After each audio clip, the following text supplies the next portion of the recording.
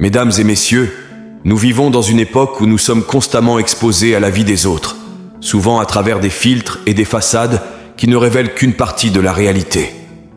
Comparer sa vie à celle des autres est une tentation facile, mais c'est un piège périlleux. Les apparences sont trompeuses. Ce que vous voyez chez les autres, c'est souvent leur côté le plus brillant, sans connaître les défis et les luttes qu'ils doivent affronter. En réalité, il y aura toujours des personnes qui réussissent mieux que vous dans presque tous les domaines. Si tout ce que vous faites est de vous évaluer à travers le reflet de leur succès, cela peut devenir démoralisant. Ce n'est pas une comparaison juste. La comparaison constante avec les autres est dangereuse parce que vous ne connaissez pas leurs histoires, leurs combats ou les fardeaux qu'ils portent. Au lieu de cela, il est bien plus constructif de vous comparer à vous-même. C'est la seule comparaison qui ait vraiment du sens. En vous mesurant à qui vous étiez hier, vous pouvez identifier des améliorations réelles et concrètes. Vous pouvez constater quand vous vous êtes un peu amélioré, et cela est possible chaque jour. Partagez vos bonnes nouvelles avec prudence. Il est essentiel de les partager avec des personnes qui seront réellement heureuses pour vous. De même, partagez vos mauvaises nouvelles avec ceux qui écouteront et comprendront votre peine. La beauté a le pouvoir d'élever l'âme, et faire ami avec la beauté, c'est s'introduire soigneusement à l'un des mystères de la vie qui la rendent digne d'être vécue. Nous vivons dans une époque où il n'a jamais été aussi bon pour la majorité des gens d'être en vie. Malgré notre vulnérabilité et les dangers possibles, il est difficile de nier que l'avenir semble comparativement positif. Nous devenons de plus en plus sophistiqués technologiquement, et le monde change à une vitesse incroyable. La seule façon de gérer cela de manière positive est que chacun de nous, ou du moins le plus grand nombre possible, prenne des décisions sages, réfléchies et honnêtes. Si nous le faisons, alors peut-être que les choses continueront à s'améliorer. On ne pousse pas les gens à se tenir sur leurs deux pieds et à assumer leurs responsabilités si tout leur est donné. C'est un véritable dilemme. Parfois, on peut envier ceux qui semblent avoir plus de chance ou de succès. Pourtant, il est crucial de comprendre que l'idéal que vous observez est en grande partie une illusion créée par votre propre esprit.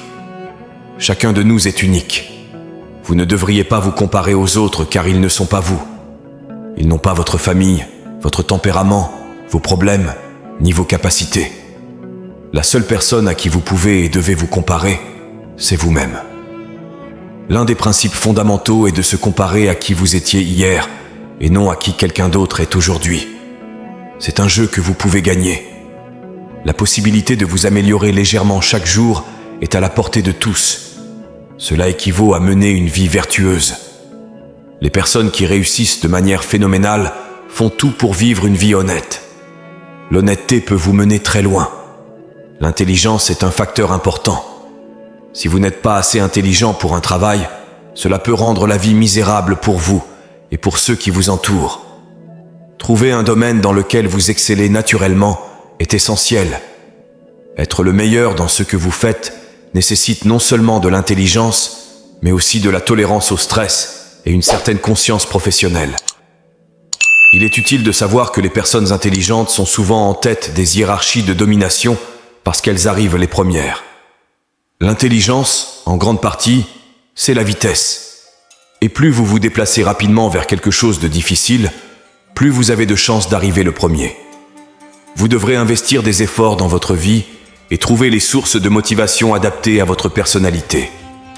Cela peut provenir de l'amitié, des relations intimes, de la compétition, de la créativité ou de la recherche de sécurité. Pensez à la vie que vous voudriez mener dans 3 à 5 ans si vous preniez bien soin de vous. Quels seraient vos objectifs en termes d'amitié, de relations intimes, de famille, de carrière et de bien-être physique et mental ? La créativité est un domaine où l'échec est courant. Les personnes créatives échouent souvent à monétiser leurs idées. Les entrepreneurs réussis persistent et répètent leurs efforts jusqu'à ce qu'une de leurs idées rencontre le bon marché au bon moment.